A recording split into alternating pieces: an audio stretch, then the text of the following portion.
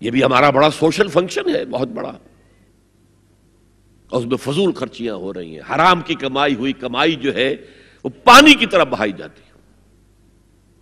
ابھی مجھے ایک صاحب نے بتایا کہ ممبئی میں 2 شادیاں ہوئی ہیں مسلمانوں میں، ایک میں 1.5 کروڑ روپیہ خرچ ہوا، ایک میں 80 لاکھ خرچ ہوا۔ ہم نے وہاں اصلاحی تحریک شروع کی، ضیاء الحق صاحب نے بھی کوشش کی تھی، آرڈیننس پاس کیا تھا، لیکن یہ چیزیں قانون سے نہیں۔ آپ کہیں کہ کسی دعوت میں 50 سے زیادہ مہمان نہیں آئیں گے، وہ 100 آ گئے تو زیادہ سے زیادہ یہ ہوگا پولیس والوں کو رشوت کا کھاتا کھل گیا، جو یہ پیسے لے جائیے صاحب۔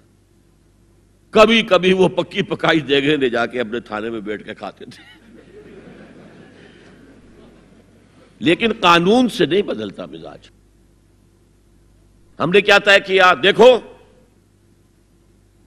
یہ ہے چٹان کی بنیاد۔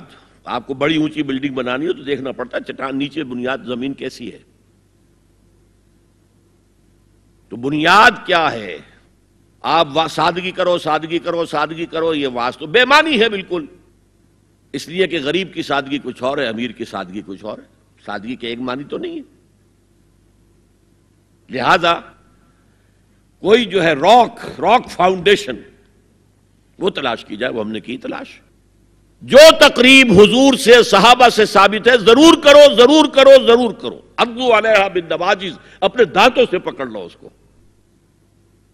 اور جو تقریب ثابت نہیں حضور سے اور صحابہ سے، یقیناً یہ کہیں باہر سے آئی ہے، یا تو ہمارا خاندانی پس منظر جو ہے، اکثر تو ہندوؤں سے مسلمان ہوئے، وہ سادات ہوں، صدیقی ہوں، فاروقی ہوں، عثمانی ہوں، وہی ہیں نا جو باہر سے آئے تھے، باقی تو اکثریت یہیں سے، وہ اپنا ہندوانہ پس منظر لے کر آئے۔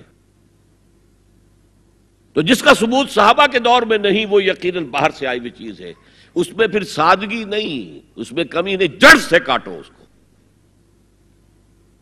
اس بنیاد پر ہم نے 5 فیصلے کیے، ذرا سن لیجئے آپ بھی، اگر آپ کوئی سوشل ورک کرنا چاہیں اس کو عام کریں۔ نمبر 1، نکاح مسجد میں۔ حدیث موجود ہے، ترمذی شریف کی روایت، اعلنوا ھذا النکاح واجعلوہ فی المساجد، نکاح کا اعلان عام کیا کرو، مسجدوں میں منعقد کیا کرو۔ میں حیران ہوتا ہوں کیوں نہیں علماء کرام نے اس کی طرف توجہ دلائی۔ حدیث ہے، ہاں میں مانتا ہوں ان کا کہنا یہ ہے کہ یہ یہاں جو امر ہے کہ مسجد میں منعقد کرو، یہ امر وجوب کے لیے نہیں ہے، استحباب کے لیے، مستحب ہے یہ کہ مسجد میں۔ تو بھائی مستحب کیوں چھوڑ رہے ہو تم؟ وہ اس لیے چھوڑنا پڑتا ہے، مولوی بیچارے کی حیثیت ہے ہی نہیں معاشرے میں کہ وہ کہے جناب یہاں آئیے میرے پاس، میں نہیں آؤں گا آپ کے گھر نکاح پڑھانے کے لیے۔ وہ اپنا رجسٹر بغل میں دبائے بیٹھا سوکھتا رہتا ہے۔ وہ تو آنی تھی بارات عصر کے وقت، مغرب بھی جا رہی ہے، آئی نہیں، وہ بیٹھا غریب۔ پہلے 20-30 روپے ملتے تھے، اب 200 300 400 ملتے ہیں، اور کیا ہے۔ میں نے انہیں یاد دلایا، دیکھو شرم کرو، عیسائیوں نے آج تک اپنے چرچ کی اور اپنے پادری کی عزت یہ رکھی ہے کہ شہزادے اور شہزادی کی شادی ہوگی وہ بھی پادری چرچ میں آئیں گے۔ شہزادے کی شادی ہو رہی ہے تو جو ان کی پارلیمنٹ کے ساتھ ہے چرچ، وہاں شادی ہوگی، وہاں پردہ نہیں ہے، لڑکا لڑکی دونوں آمنے سامنے کھڑے ہو کر قول و قرار کریں گے۔ ہمارے ہاں پردہ ہے تو اس لیے لڑکی کے گھر بھی جائیں گے تو لڑکی تو محفل میں نہیں آئے گی، لڑکی کا ایک وکیل ہوگا، وہ وکیل اجازت لے کر آئے گا، 2 اس کے گواہ ہوں گے، اس کے سامنے اجازت لی گئی، پھر وہ نکاح خواہ کو اجازت دیں گے، وہ نکاح پڑھا دیں گے۔ پہلی بات یہ ہو گئی کہ نکاح مسجد میں۔ نمبر 2، نکاح کے موقع پر کوئی دعوت طعام نہیں، کوئی ثابت نہیں۔ دعوت طعام صرف ایک ہے، وہ ولیمہ ہے، اور اس قدر معقول بات ہے، سب باپ اپنے سینوں پر ہاتھ رکھ کر سوچیں اور میری بات سنیں، کیا بیٹی کو گھر سے رخصت کرنے کا وقت جو ہے وہ خوشی کا وقت ہوتا ہے؟ جب بیٹی گھر سے جا رہی ہو، کوئی جانور بھی آپ قربانی کے لیے، کوئی مینڈھا کو بکرا لے آئیں 8-10 دن پہلے اور بچے مانوس ہو جائیں تو وہ جب آپ ذبح کرتے ہیں تو پچھاڑے کھاتے ہیں کہ نہیں بچے؟ اور یہ لخت جگر ہے، نور چشم ہے، 18 20 22 برس گھر میں رہی ہے، وہ جا رہی ہے. خوشی نہیں ہے وہاں، صرف یہ ہوتا ہے اے سائی آف ریلیف کہ ایک ذمہ داری کا بوجھ تھا، اللہ نے آج پورا کرا دیا، اتروا دیا بوجھ. پھر بھی اندیشہ ہوتا ہے، پتہ نہیں مزاج ملے نہ ملے، نئے ماحول میں جا رہی ہے، وہاں جا کر ایڈجسٹ ہو یا نہ ہو، اندیشے پھر بھی ہوتے ہیں ذہن کے اندر. تو ان سے مرغ پلاؤ کھانا اور متنجن کھانا کوئی معقول بات نہیں ہے. معقول بات کیا ہے؟ لڑکا، اس کا گھر آباد ہوا ہے، وہ ولیمہ کرے، اس پر باقاعدہ احادیث اولبو ولو بشاتن، ولیمہ ضرور کرو چاہے ایک ہی بکری ہو تمہارے پاس، ذبح کرو، کاٹو، کھلاؤ گوشت اپنے دوستوں کو، احباب کو. یہاں تک کہا کہ بے طعام الولیمہ، برا کھانا ہے ولیمے کا کہ اس میں غریبوں کو نہیں بلایا جاتا. ظاہر بات ہے مسلی کھلانے کے لیے تو ولیمہ نہیں ہوتا، اپنے احباب کو، دوستوں کو بلایا جاتا ہے. پھر بھی میں تم سے کہتا ہوں کہ جسے ولیمے کے لیے بلایا جائے وہ اگر نہیں جائے گا تو اللہ اور اس کے رسول کے حکم کی نافرمانی کرے. تو جس رسول نے اتنی تفصیل سے حکم دیا ہو ایک دعوت کا، وہ دوسری دعوت میں بھی خیر ہوتا نہ بیان کرتا. جب نکاح مسجد میں اور کوئی دعوت طعام نہیں تو بارات کا تصور، خلاص. بارات کس بلا کا نام ہے؟ قرآن میں تو کوئی ذکر ہی نہیں، عربی میں یہ لفظ ہی نہیں. اجتماع طرفین مسجد میں ہوا، نکاح ہوا.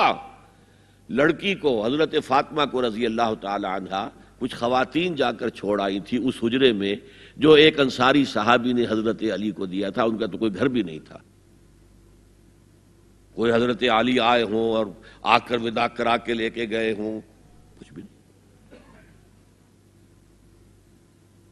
چوتھی چیز، جہیز کا کوئی تصور اسلام میں نہیں.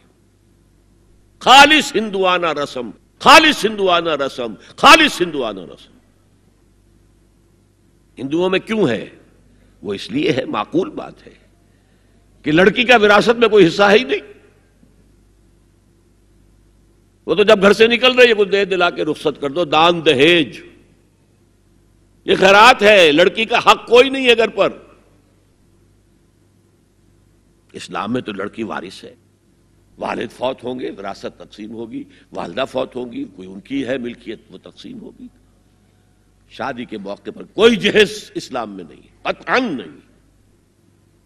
غلطی سے حضرت فاطمہ کے جہیز کو جہیز کہہ دیا گیا. وہ جہیز کیا تھا؟ ایک پیسہ بھی حضور کے اپنی جیب سے نہیں تھا. اس شادی میں خاص بات کیا تھی کہ دولہا کے ولی بھی حضور ہی ہے. اور کون ہے؟ علی کا کون تھا مدینے میں؟ اور دلہن کے والد بھی حضور ہیں. اب حضور پوچھتے ہیں حضرت علی سے، تمہارے پاس مہر دینے کے لیے کچھ ہے؟ عرض کیا میرے پاس تو کچھ نہیں. وہ فقراء صحابہ میں سے تھے. فرمایا مہر تو دینا ہے. تمہارے پاس ایک زرہ ہوتی تھی؟ جی ہاں زرہ تو ہے. انہوں نے یہ سمجھا زرہ تو جہاد کے لیے ہے، کوئی وہ دولت تو نہیں ہے. فرمایا جاؤ اسے بیچو یا گروی رکھ کے قرض لے کر آؤ. وہ گئے، حضرت عثمان نے خرید لی اور کچھ دنوں کے بعد واپس کر دی ہدیتاً. یہ زرہ میں ہدیہ آپ کو کر رہا ہوں. اس وقت اگر کہتے چھوڑو علی، کہاں تو لو میں پیسے دے دیتا ہوں تمہیں، تو ان کی طبیعت پر بار ہوتا. اس پیسے سے حضور نے کچھ پیسے گھر بھیجے اندر، دلہن کو ذرا تیار کر دو. اور کچھ پیسوں سے وہ ایک گدا جس میں کھجور کی کھال بھری ہوئی تھی، اور 2 تکیے جس میں کھجور کی کھال بھری ہوئی تھی، ایک مشکیزہ، کنویں سے پانی تو لانا ہی ہے نا، ایک چکی، جو ہو یا گیہوں ہو پیسنا تو ہے نا، کوئی 1-2 برتن اور. اللہ اللہ خیر صلی اللہ. یہ تھا جسے جہیز کہتے ہیں، جس میں ایک پیسہ بھی حضور کا شامل نہیں ہے. وہ حضرت فاطمہ کا مہر تھا جسے بنایا گیا. ورنہ مدینے ہی میں دوسری آپ کی صاحبزادی کا نکاح حضرت عثمان سے بھی ہوا. کہیں ذکر ہے جہیز کا؟ حضرت عثمان کا گھر بھرا ہوا، ہر چیزیں موجود، وہاں تو کسی جہیز کا تذکرہ نہیں. بہرحال یہ شادی کو آسان کرو زنا کو مشکل بناؤ. یہاں شادی کے لیے 9 من تیل ہوگا تو رادھا ناچے گی، ورنہ یہ کہ بڑی ہو رہی ہے، عمر ہو رہی ہے، سب کچھ ہو رہا ہے، لیکن کچھ تقاضے تو ہے نا، آخر کچھ تو کرنا ہوتا ہے نا، آخر کچھ نہ کچھ لوگوں کو تو کھانا کھلانا ہی ہوتا ہے نا، بارات تو آخر آئے گی ہی نا، کچھ نہ کچھ تو دینا ہی ہوگا، کچھ جوڑے کپڑے، کچھ یہ. اسلام کا فلسفہ جو میں نے 4-5 باتیں آپ کو بتا، فلسفہ یہ ہے کہ لڑکی کے باپ پر 1 پیسے کا بوجھ نہیں. اس نے لڑکی پال پوس کے تمہارے حوالے کر دیا، اب اور کیا چاہتے ہو تم؟ سارا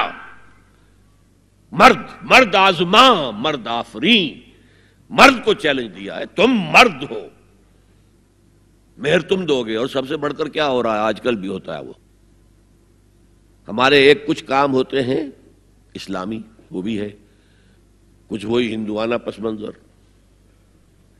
نکاح کی محفل میں چھوارے کون لے کے آتا ہے جی؟ لڑکے والے. اور پلاؤ کن سے کھاتے ہیں بھائی؟ جس وہ تمہیں مرغ پلاؤ کھلا رہا ہے وہ چھوارے نہیں بانٹ سکتا تھا؟ یہ ہے اسلام اور غیر اسلام کا امتزاج. چھوارے لڑکے والے لے کر آئیں گے اور پھر دعوت اڑائیں گے لڑکی والوں کی طرف سے. هي الحلقات تحفظني بآيات من القرآن، هي الحلقات تملأني بحب المصطفى العدنان، هي الحلقات تحفظني